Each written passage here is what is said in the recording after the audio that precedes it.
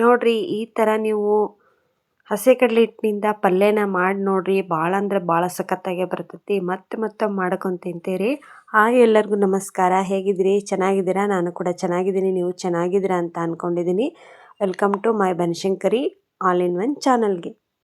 ಇದಕ್ಕೆ ಏನೇನು ಬೇಕಪ್ಪ ಅಂದರೆ ತೋರಿಸ್ಕೊಂತ ಹೋಗ್ತೀನಿ ಬನ್ನಿ. ನಾನಿಲ್ಲಿ 1/4 kg ಆಗೋಷ್ಟು ಹಸಿ ಕಡಲೆ ಹಿಟ್ಟನ್ನು ತೊಗೊಂಡಿದ್ದೀನಿ. ಹಸಿ ಕಡಲೆ ಹಿಟ್ಟು ಅಂದರೆ ಬಜ್ಜಿ ಹಿಟ್ಟು. ಮತ್ತು ಸಣ್ಣದಾಗಿ ಈರುಳ್ಳಿ ಕಟ್ ಮಾಡಿ ಇಟ್ಕೊಂಡಿದ್ದೆ. ಮತ್ತು ಹಸಿಮೆಣಸಿನಕಾಯಿ, 1 ಟೊಮೊಟೊ ಹಣ್ಣು, ಕರಿಬೇವು, ಕೊತ್ತಂಬರಿ ತೊಗೊಂಡಿದ್ದೀನಿ. ತುಂಬ ಸಿಂಪಲ್ಲಾಗಿ ನಾವು ಮಾಡ್ಕೋಬೋದು ಈ ಪಲ್ಯನ. ನೀವು ಎಲ್ಲಿಗಾದ್ರೂ ಹೊರ ಟ್ರಿಪ್ ಹೊಂಟಾಗ ಇದನ್ನು ಮಾಡ್ಕೊಂಡು ಹೋದ್ರಿ ಅಂದ್ರೆ ಭಾಳ ಚಲೋ ಆಕತಿ ಅಂತಲೇ ಹೇಳ್ತೀನಿ. ಇಲ್ಲಿ ಬನ್ನಿ ಯಾವ ಥರ ಮಾಡ್ತೀನಿ ಅಂತಲೂ ತೋರಿಸ್ಬಿಡ್ತೀನಿ. ಸ್ವಲ್ಪ ಎಣ್ಣೆನ ಕಾಯಕ್ಕಿಟ್ಟಿದ್ದೆ. ನಮ್ಮ ಬಾಜು ಮನೆ ಆಂಟಿ ಊರಿಗೆ ಹೊಂಟಿದ್ರಲ್ವ, ಅವರು ಪಲ್ಯ ಮಾಡಿಕೊಡು ಇದನ್ನು ಅಂತ ಹೇಳಿದರು. ಅವರು ಯಾರನ್ನೋ ನೋಡೋಕೆ ಹೋಗ್ತಿದ್ರು ಅಥವಾ ಏನೋ ಗೊತ್ತಿಲ್ಲ, ಮಾಡಿಕೊಡು ಅಂದರು. ಅವ್ರಿಗೋಸ್ಕರ ಪಲ್ಯ ಮಾಡಿಕೊಡ್ತಾ ಇದ್ದೆ, ನಿಮಗೂ ತೋರಿಸೋಣ ಅಂತ. ಎಷ್ಟು ಚೆನ್ನಾಗಾಗುತ್ತೆ ಅಂತೀರಾ ಫ್ರೆಂಡ್ಸ್. ಇದಕ್ಕೆ ಕೊರದು ಹಿಟ್ಟಿನ ಪಲ್ಯ ಅಂತ ನಾವು ಕರೆಯೋದು ಹಳ್ಳಿ ಸೈಡು. ಇವಾಗ ಎಣ್ಣೆ ಕಾದ್ಮೇಲೆ ಜೀರಿಗೆ ಮತ್ತು ಸಾಸಿವೆ ಕಾಳನ್ನು ಹಾಕಿ, ಆಮೇಲೆ ಹೆಚ್ಚಿಟ್ಕೊಂಡಂಥ ಈರುಳ್ಳಿನ ಹಾಕಿ ಸ್ವಲ್ಪ ಹೊತ್ತು ಫ್ರೈ ಮಾಡ್ಕೊಳ್ಳಿ. ನೀವೇನಪ್ಪ ಅಂದರೆ ನಿಮಗೆ ಹಸಿಮೆಣಸಿನ್ಕಾಯಿ ಬದಲು ನೀವು ಹಸಿಮೆಣಸಿನ್ಕಾಯಿನ ಜಜ್ಜಿ ಅಂದರೆ ಮಿಕ್ಸಿಲಾದರೂ ಮಾಡಿ ಹಾಕ್ಬೋದು, ಚೆನ್ನಾಗಾಗುತ್ತೆ. ಆದರೆ ನಾನಿಲ್ಲಿ ಹಾಗೆ ಸಿಂಪಲ್ಲಾಗಿ ಮಾಡಿ ತೋರಿಸ್ತೀನಿ, ಯಾಕಂದರೆ ಇದು ಒಂಥರ ಚೆನ್ನಾಗಿ ಬರುತ್ತೆ ಪಲ್ಯ. ನೋಡಿ, ಟೇಸ್ಟ್ ನೋಡಿ. ಇವಾಗ ಹಸಿಮೆಣಸಿನ್ಕಾಯಿ ಹಾಕ್ಕೊಂಡು ಫ್ರೈ ಮಾಡ್ಕೊತೀನಿ. ಆಮೇಲೆ ಅದಕ್ಕೆ ಟೊಮೊಟೊ ಹಣ್ಣು ಹೆಚ್ಚಿಟ್ಕೊಂಡಿದ್ದಲ್ಲ ಅದನ್ನು ಹಾಕ್ಬಿಡ್ತೀನಿ. ಇದಕ್ಕೆ ಸ್ವಲ್ಪ ಹುಣಸೆ ರಸನ ಹಾಕಬೇಕು ನೀವು. ನೋಡಿ ಫ್ರೆಂಡ್ಸ್, ನಾನು 1 ದಿವಸದ ಮಟ್ಟಿಗೆ ನಿಮಗೆ ಪಲ್ಯ ಬೇಕು ಅಂದರೆ ನೀವು ಹುಣಸೆ ರಸನ ಹಾಕೋ ಅವಶ್ಯಕತೆ ಇಲ್ಲ. 2 ದಿವಸ ತಿಂತೀವಿ ಅನ್ನೋದಾದರೆ ಹುಣಸೆ ರಸ ಹಾಕಿ. ನಾನಿಲ್ಲಿ ಟೊಮೊಟೊ ಹಣ್ಣು ಅಷ್ಟೇ ಹಾಕಿದ್ದೀನಿ, ಹುಣಸೆ ರಸ ಏನು ಹಾಕಿಲ್ಲ. ನೀವು ಬೇಕು ಅಂದರೆ ಹುಣಸೆ ರಸನೂ ಸ್ವಲ್ಪ ಹಾಕ್ಬೋದು. ಆಮೇಲೆ ಇದಕ್ಕೆ ನಾನು ಕರಿಬೇವನ್ನು ಹಾಕ್ತಾಯಿದ್ದೀನಿ. ಹುಣಸೆ ರಸ ನೀವು ಹಾಕಲೇಬೇಕು ಅಂತೇನಿಲ್ಲ, ಹಾಕಿದರೆ ಇನ್ನೂ ಚೆನ್ನಾಗಾಗುತ್ತೆ. ಸ್ವಲ್ಪ ಹಾಕಿ ಫ್ರೆಂಡ್ಸ್, ಪರವಾಗಿಲ್ಲ. ಆದರೆ ನಾನಿಲ್ಲಿ ಟೊಮೊಟೊ ಹಣ್ಣು ಅಷ್ಟೇ ಹಾಕಿ ತೋರಿಸ್ತಾ ಇದ್ದೀನಿ ನಿಮಗೋಸ್ಕರ. ಮತ್ತು ಇವಾಗೆಲ್ಲ ಫ್ರೈ ಆದಮೇಲೆ ಇದಕ್ಕೆ ಅರ್ಧ ಚಿರಿಗೆಷ್ಟನ್ನು ನಾವು ನೀರು ಹಾಕಬೇಕು. ನೀರನ್ನು ಭಾಳ ಹಾಕೋಕೆ ಹೋಗ್ಬೇಡಿ, ಯಾಕಂದ್ರೆ ಅದು ಹಿಟ್ಟಿನ ಪಲ್ಯ ನಿಮಗೆ ಗಟ್ಟಿಯಾಗಿ ಬರೋದಿಲ್ಲ, ಅಳುಕಾಗ್ಬಿಡ್ತೈತಿ. ಆಮೇಲೆ ಅದು ಕೊರಿಯೋಕ್ಕೂ ಬರೋಲ್ಲ, ತಿನ್ನೋದಕ್ಕೆ ಟೇಸ್ಟ್ ಆಗೋಲ್ಲ. ಅದಕ್ಕೆ ಹೇಳ್ತಿದ್ದೀನಿ, ನೀರನ್ನು ಅರ್ಧ ಚಿರಿಗೆಷ್ಟು ನೀರು ಹಾಕಬೇಕು. ಯಾಕಂದರೆ ನಾವು ಅಲ್ಲಿ ಹಿಟ್ಟನ್ನು ತೊಗೊಂಡಿರ್ತೇವಲ್ಲ, ಹಿಟ್ಟು ಕಲಸಿಗೆ ಬಂದಂಗೆ ಅದು ಗಟ್ಟಿಯಾಗಿಬಿಡುತ್ತೆ. ಅದಕ್ಕೋಸ್ಕರ ಹೇಳ್ತಾ ಇದ್ದೀನಿ. ಇದಕ್ಕೆ ನಾನಿಲ್ಲಿ ಅರಿಶಿನ ಪುಡಿ ಮತ್ತು ಉಪ್ಪು ಬೆಲ್ಲನ ಹಾಕ್ತೀನಿ.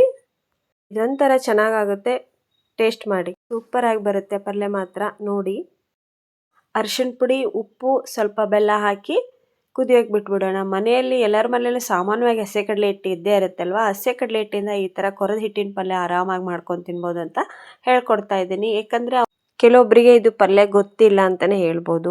ನಿಜವಾಗ್ಲೂ ಒಬ್ಬೊಬ್ರಿಗೆ ಗೊತ್ತಿರಲ್ಲ. ಅದಕ್ಕೋಸ್ಕರ ಎಲ್ಲರಿಗೂ ಗೊತ್ತಾಗಲಿ, ಅವರು ಮಾಡ್ಕೊಳ್ಳೋ ಅನ್ನೋ ಉದ್ದೇಶಕ್ಕೆ ನಾನು ತೋರಿಸ್ತಾ ಇದ್ದೀನಿ. ಇವಾಗ ಈ ಹಿಟ್ಟನ್ನು ನಾನು ನೀರನ್ನು ಹಾಕಿ ಕಲಿಸ್ಕೊತೀನಿ. ಸ್ವಲ್ಪ ಗಟ್ಟಿಯಾಗೇ ಕಲಿಸ್ಕೊಳ್ಳಿ, ಅತಿ ನೀರಾಗಿ ಮಾಡಿಬಿಡಿ. ಯಾಕಂದರೆ ಅಲ್ಲಿ ನಿಮಗೆ ಹಿಟ್ಟನ್ನು ಹಾಕುವಾಗ ಸರಿ ಆಗೋದಿಲ್ಲ, ಗಂಟುಗಳಾಗಬಾರ್ದು. ಆ ಥರ ನೀವು ಮಿಕ್ಸ್ ಮಾಡ್ಕೊಳ್ಳಿ. ಮತ್ತು ಈ ಕಡೆ ಒಂದು ಪ್ಲೇಟಿಗೆ ಸ್ವಲ್ಪ ಎಣ್ಣೆನ ಹಚ್ಚಿಟ್ಕೊಂಡಿದ್ದೆ. ಎಣ್ಣೆನಾದರೂ ಹಚ್ಬೋದು, ತುಪ್ಪನಾದರೂ ಹಚ್ಬೋದು. ನಾನಿಲ್ಲಿ ಎಣ್ಣೆ ಹಚ್ಚಿಟ್ಕೊಂಡಿದ್ದೆ. ಮತ್ತು ಈ ಕಡೆ ಹಿಟ್ಟನ್ನು ಗಂಟಾಗ್ದಂಗೆ ಕಲಿಸ್ಕೊಂಡಿದ್ನಲ್ಲ. ಇವಾಗ ಇದು ಕುದಿಯೋ ನೀರಿಗೆ ನಾವು ಹಿಟ್ಟನ್ನು ಹಾಕಿ ಮೇನು ಏನಪ್ಪ ಅಂದರೆ ಕಲಿಸ್ಕೊತಾನೆ ಇರಬೇಕು ಫ್ರೆಂಡ್ಸ್. ಯಾಕಂದರೆ ಗಂಟಾಯಿತು ಅಂದರೆ ಪಲ್ಯ ಅಷ್ಟೊಂದು ಟೇಸ್ಟ್ ಬರೋದಿಲ್ಲ.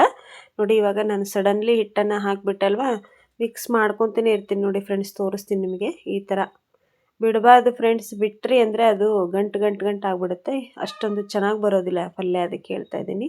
ನೀವು ಅತಿ ಮಿಕ್ಕಿ ಜಾಸ್ತಿ ಅಳಕಾಯ್ತಪ್ಪ ಅಂದರೆ ಮತ್ತೆ ಸ್ವಲ್ಪ ಹಿಟ್ಟು ಅಂದರೆ ಒಣ ಹಿಟ್ಟನ್ನು ಮೇಲ್ಗಡೆ ಉದುರಿಸ್ಕೋಬೋದು. ಮತ್ತು ಕಾಲ್ಸೇನು ಹಾಕೋದೇನು ಬೇಡ, ಮೇಲ್ಗಡೆ ಸ್ವಲ್ಪ ಹಿಟ್ಟನ್ನು ಉದುರಿಸ್ಕೊಳ್ಳಿ ಅಷ್ಟೇ, ಗಟ್ಟಾಗಿಬಿಡುತ್ತೆ.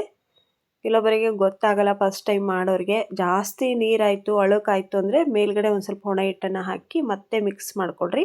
ಪಲ್ಯ ಗಟ್ಟಿ ಆಗ್ತಾ ಬರುತ್ತೆ. ನೋಡಿ, ಬಿಡ್ದಂಗೆ ನೀವು ಕೈ ಆಡ್ಕೊತ ಇರಬೇಕು. ತಳ ಹಿಡಿತಪ್ಪ ಅಂದರೆ ಪಲ್ಯದ್ದು ಟೇಸ್ಟೇ ಹೋಗ್ಬಿಡ್ತತಿ. ಹಾಗಾಗಿ ಹೇಳಾಕತ್ತೀನಿ, ನೀವು ಈ ಥರನ ಮಿಕ್ಸ್ ಮಾಡ್ಕೊತ ಇಟ್ಕೋಬೇಕು, ಅದನ್ನು ಬಿಡೋಂಗಿಲ್ಲ.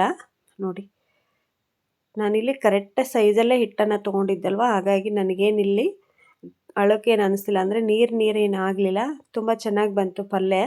ನೋಡಿ, ಇವಾಗ ಅದು ಮೇಲ್ಗಡೆ ಎಲ್ಲ ಬರುತ್ತಲ್ಲ ಎಣ್ಣೆ ಬಿಟ್ಕೊತ, ಅದು ಎಣ್ಣೆ ಬಿಟ್ಕೊತ ಬಂದಂಗೆ ಪಲ್ಯ ಆಗಿದೆ ಅಂತ ಅನ್ಕೋಬೇಕು.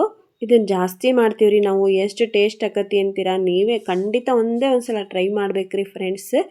ನೋಡಿ, ಈ ಥರ ಯಾರು ಮಾಡಿದ್ದೀರ ಅಂತ ಕಮೆಂಟ್ ಬಾಕ್ಸಲ್ಲಿ ಕಮೆಂಟ್ ಹಾಕೋದನ್ನು ಮರಿಬೇಡ್ರಿ. ಮತ್ತು ವಿಡಿಯೋ ಸ್ಕಿಪ್ ಮಾಡ್ದಂಗೆ ನೋಡಿ ಫ್ರೆಂಡ್ಸ್, ಎಲ್ಲ ಅರ್ಥ ಆಗುತ್ತೆ.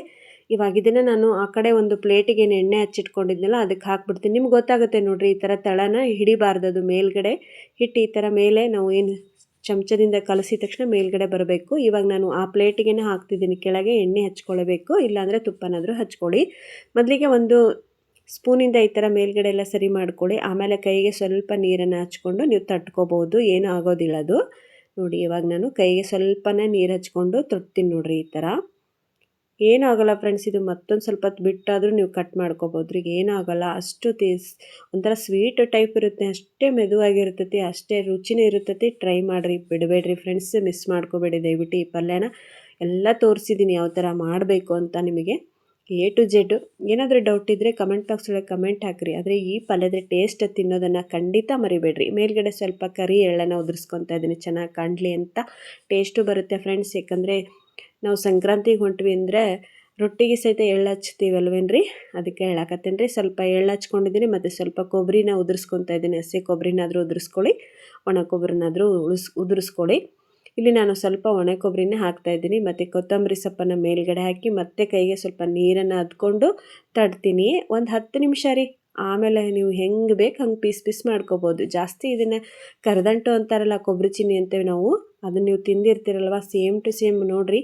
ಹಂಗೆ ತಿಳ್ಕೊಂಡಿರ್ಬೋದು ರೀ ಕೆಲವೊಬ್ಬರು. ಆದರೆ ಕರದಂಟಲ್ರಿ, ಇದು ಕೊರೆದ ಹಿಟ್ಟಿನ ಪಲ್ಯ ಅಂತ ಹೇಳ್ತೀವಿ ನಾವು. ಕೊರೆದ ಹಿಟ್ಟಿನ ಪಲ್ಯ ಮಾಡಿದ್ದೆ ನಾನು, ಬಿಸಿ ರೊಟ್ಟಿ ಮಾಡಿದ್ದೆ ಅಂತ ನಮ್ಮ ಸೈಡ್ ಜಾಸ್ತಿ ನಾವು ಮಾತಾಡೋದೇ ಹಂಗ್ರಿ.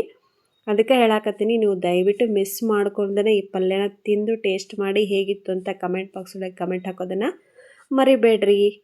ಮಾಡ್ತಿರಲ್ವಾ ಫ್ರೆಂಡ್ಸ್, ಟ್ರೈ ಮಾಡಿ ಒಂದಲ್ಲ ಒಂದು ಸಲ, ನಿಮಗೆ ಗೊತ್ತಾಗುತ್ತೆ ಟೇಸ್ಟ್ ನಮ್ಮ ಸೈಡ್ ಊಟ ಹೇಗಿರುತ್ತೆ ಅಂತ. ಇದಕ್ಕೆ ಏನಪ್ಪ ಅಂದರೆ ಕಡ್ಕೊಳ್ ರೊಟ್ಟಿ ಇರಬೇಕ್ರಿ. ನೋಡಿರಿ, ಒಂದು 10 ನಿಮಿಷ ಆದಮೇಲೆ ನನ್ನ ಕೈಯಿಂದ ಯಾವ ಥರ ಎತ್ತಿದೆ ಅಂತ. ಏನೂ ಆಗೋಲ್ಲ ಫ್ರೆಂಡ್ಸ್. ಇದು ಗಂಟೆ ಆಗ್ದಂಗೆ ನಾವು ಮಾಡಿದ್ವಿ ಅಂದರೆ ನೀವು ಎಷ್ಟೊತ್ತಿಗೆ ಬೇಕು ಅಷ್ಟೊತ್ತಿಗೆ ಪೀಸ್ ಮಾಡ್ಕೊಂಡು ಇಟ್ಕೋಬೋದು.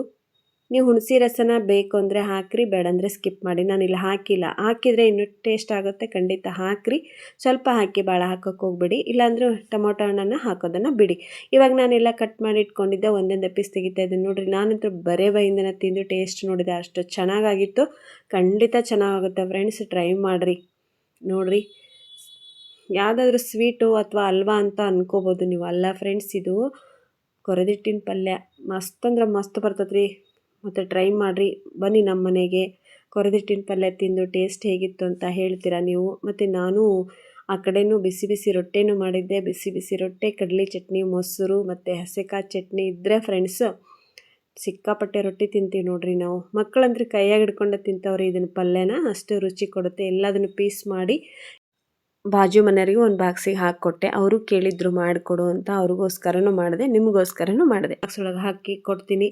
ಏಕೆಂದರೆ ಬಾಜು ಮನೆ ಅಂದಮೇಲೆ ಇದ್ದೇ ಇರ್ತೈತಲ್ಲ, ಅವರು ಎಲ್ಲಿಗೋ ಹೊಂಟಿದ್ರು, ಅವರು ಬೇಕಾದರೂ ಒಯ್ತಾರೆ ಅನ್ನೋ ಉದ್ದೇಶಕ್ಕೆ ನಾನು, ಬಾಜು ಮನೆಯವರು ಮಾಡಿಸ್ಕೊತಾರೆ. ಅವರು ಬೇಕಾಯಿತು ಅಂದರೆ ನಮ್ಮ ಕಡೆಯಿಂದನೂ ಮಾಡಿಸ್ಕೊತಾರೆ. ಕೆಲವೊಬ್ಬರಿಗೆ ಬರೋದಿಲ್ಲ. ಹಾಗಾಗಿ ನೋಡಿ, ಇವಾಗ ಸಖತ್ತಾಗಿರುವಂಥ ಹಿಟ್ಟಿನ ಪಲ್ಯ ಅವರು ಕೇಳಿದರು ಮಾಡಿಕೊಡು ಅಂತ. ಹಾಗಾಗಿ ನಿಮಗೂ ತೋರಿಸ್ದಂಗೆ ಆಕೈತೆ, ಅವ್ರಿಗೂ ಆಗುತ್ತೆ ಅಂತ ಎರಡಕ್ಕೂ ರೆಡಿ ಮಾಡಿ ಪಲ್ಯ ರೆಡಿ ಮಾಡಿದೆ ನೋಡಿರಿ.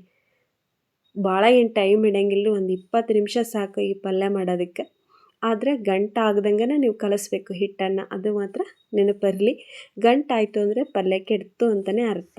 ನೀವು ಈ ಥರ ಪೀಸ್ ಮಾಡೋದಕ್ಕೆ ಬರೋದಿಲ್ಲ, ಹಾಗೆ ತಿನ್ನಬೇಕಾಗುತ್ತೆ. ನೋಡಿ, ಒಂದು ಬಾಕ್ಸ್ ಒಳಗೆ ಹಾಕಿ ಆ ಕಡೆ ಮನೆಯವ್ರಿಗೂ ಕೊಟ್ಟೆ, ಉಳ್ಕಿದ್ದನ್ನು ನಾವು ಇಟ್ಕೊಂಡು ತಿಂದ್ವಿ. ಆದರೆ ಮಸ್ತ್ ಅಂದ್ರೆ ಮಸ್ತ್ ಬರ್ತದೆ ರೀ ಟೇಸ್ಟು. ಖಂಡಿತ ಮಿಸ್ ಮಾಡ್ಕೋಬೇಡ್ರಿ ಹಿಟ್ಟಿನ ಪಲ್ಯನ. ಮತ್ತು ನೆಕ್ಸ್ಟ್ ವಿಡಿಯೋದಾಗ ನಾನು ಬೇಗ ಸಿಗ್ತೀನಿ. ಅಲ್ಲಿವರೆಗೂ ಬಿಸಿ ರೊಟ್ಟಿ, ಹಿಟ್ಟಿನ ಪಲ್ಯ ತಿಂತಾ ಇರ್ತೀನಿ. ಮತ್ತು ನಿಮಗೂ ಬೇಕು ಅಂದರೆ ನನಗೆ ಲೈಕ್ ಕೊಡ್ತೀರಾ? ಲೈಕ್ ಕೊಡಿ, ಕಮೆಂಟ್ ಬಾಕ್ಸ್ ಒಳಗೆ ಕಮೆಂಟ್ ಹಾಕೋದನ್ನು ಮರಿಬೇಡ್ರಿ. ವಿಡಿಯೋದಾಗ ಏನಾದರೂ ತಪ್ಪಿತ್ತು ಅಂದರೆ ಪ್ಲೀಸ್ ಕಮೆಂಟ್ ಹಾಕಿ ಕ್ಷಮೆ ಇರಲಿ ಅಂತಲೂ ಕೇಳ್ತೀನಿ. ತಪ್ಪಿದರೆ ಆ ಬನಶಂಕರಮ್ಮ ಎಲ್ಲರಿಗೂ ಒಳ್ಳೇದು ಮಾಡಲಿ ಅಂತ ನಾನು ಕೇಳ್ಕೊತೀನಿ. ಮತ್ತೆ ಸಿಗ್ತೀನಿ ಫ್ರೆಂಡ್ಸ್. ಎಲ್ಲರಿಗೂ ಧನ್ಯವಾದಗಳು.